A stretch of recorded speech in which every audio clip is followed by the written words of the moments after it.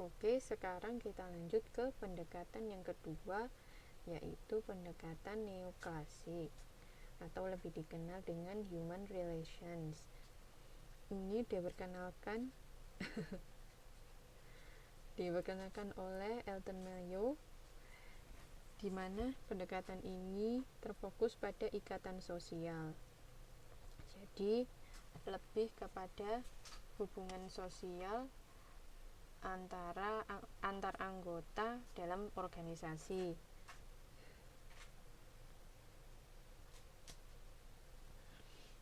Seperti itu.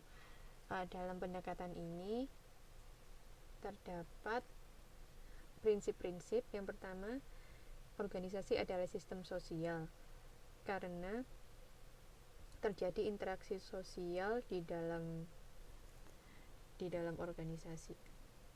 Halo?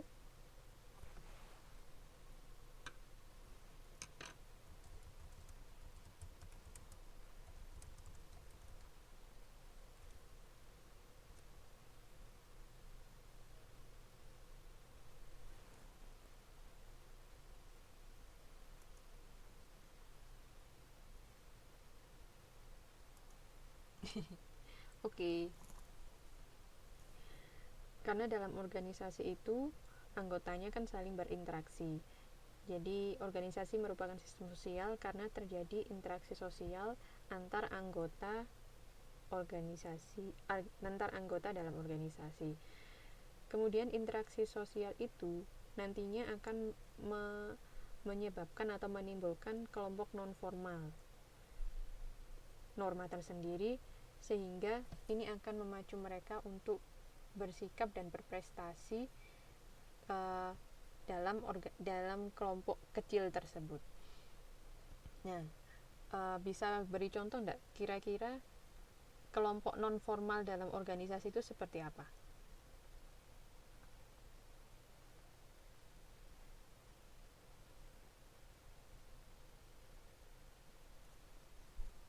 Ada yang tahu?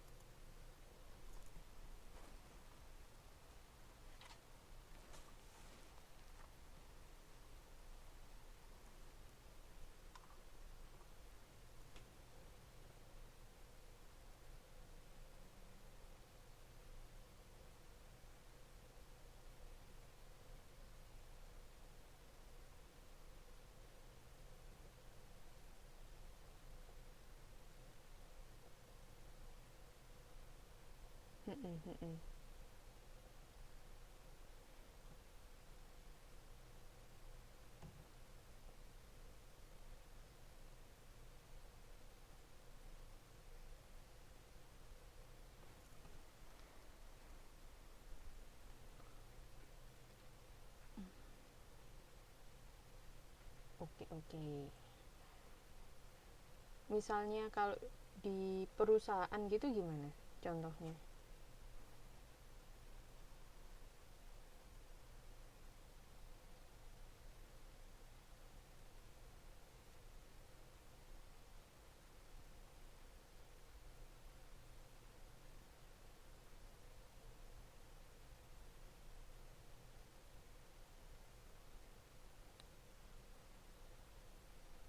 Mm-mm.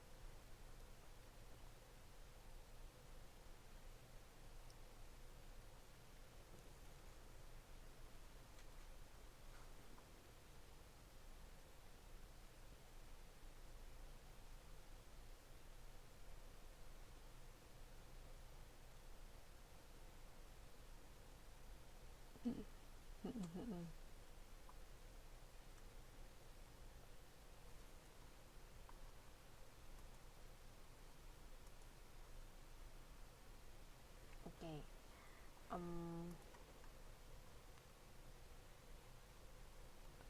Contoh lainnya itu misalnya itu semua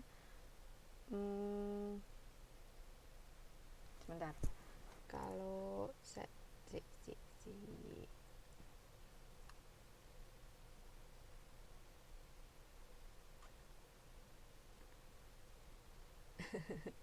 iya.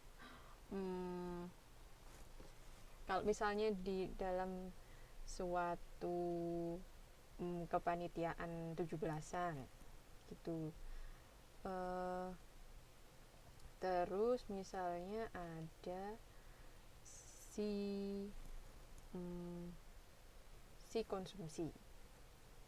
konsumsinya ada beberapa orang gitu kan ya. Kemudian jadi organisasinya adalah organisasi panitia 17-an. Nah, kemudian kelompok non kalau makan-makan bersama teman-teman terstruktur atau tidak? Kan organisasi harus terstruktur.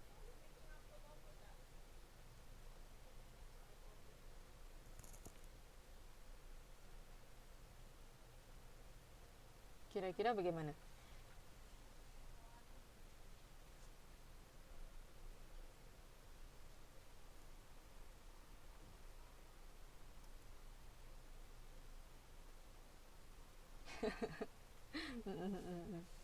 Jadi kita ulang lagi, kita kembali ke slide definisi organisasi. Nah, kan ini organisasi itu kesatuan sosial. Halo, aku di sini. Sudah cek. Halo. Kepencet. Halo. Ada orang? Cek.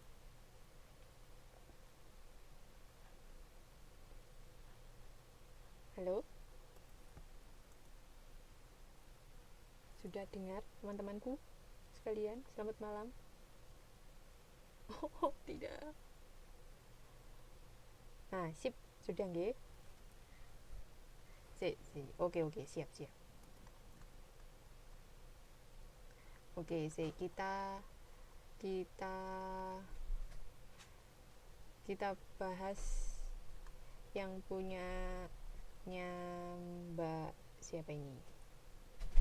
Mbak Luh M1 nih, ini Mbak siapa ya?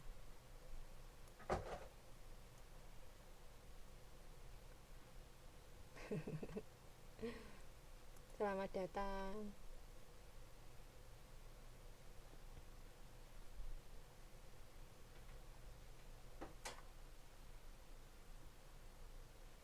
Oh iya, Mbak Luh Mulyasi. Iya, pendapatnya Mbak Luh Mulyasi tadi makan bersama teman-teman. Itu misalnya maaf. Kalau kita lihat apakah itu termasuk dalam non formal, kelompok non formal. Sekarang kita masuk ke definisi organisasi lagi. Organisasi itu kan suatu kesatuan sosial, terus mereka saling berinteraksi, kemudian terstruktur, ada tugas dan fungsinya masing-masing, dan punya tujuan, terus batas-batas. Nah, tadi punya pendapatnya Mbak Luh Mulyasi, kira-kira itu itu makan-makan bersama teman-teman itu terstruktur enggak? Kira-kira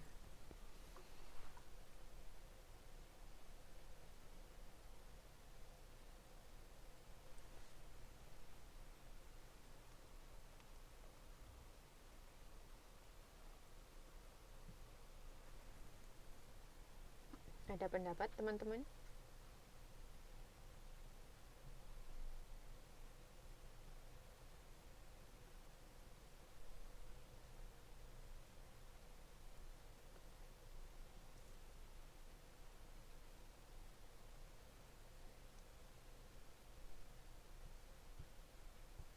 Oke, pertanyaannya kan tadi kita